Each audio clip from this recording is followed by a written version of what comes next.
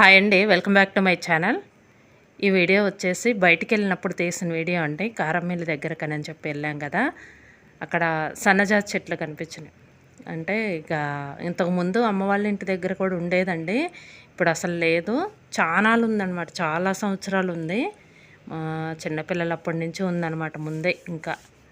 ఇంకా ఏంటంటే సన్నజాజి అనేది చాలా రేరుగా కనిపిస్తుందండి, చాలా బాగుంటుంది. సన్నజాజి వచ్చేసి పొడవు ఉంటుంది అనమాట, మొగ్గు వచ్చేసి పువ్వు వచ్చేసి పొడవు ఉంటుంది, మంచి స్మెల్ వస్తుందండి. సన్నజాజి అనేది అసలు కనిపించట్లేదండి ఎక్కువగా. ఇప్పుడు ఏంటంటే విరజాజి, మల్లె ఇవే కనిపిస్తున్నాయి.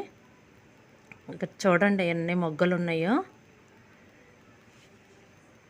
చాలా అందంగా కనిపిస్తుంది అండి. సన్నజాజి వచ్చేసి ఫ్లవరు పూస్తే కనుక బాగా పూస్తాయండి సన్నజాజి వచ్చేసి.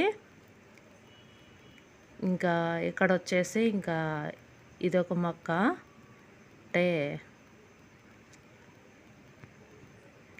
ఇటు పక్క వచ్చేసి చుక్కమల్లె అనమాట.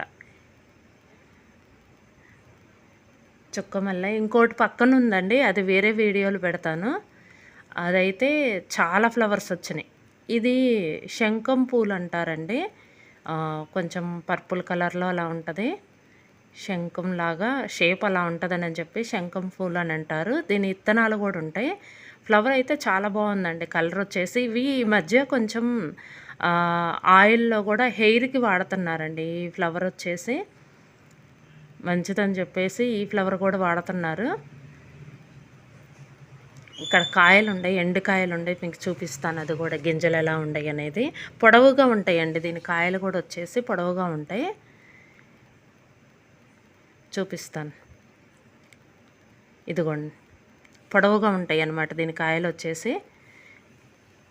ఇదండి వీడియో. ఈ వీడియో కనుక మీకు నచ్చితే లైక్ చేయండి, షేర్ చేయండి. Thank you.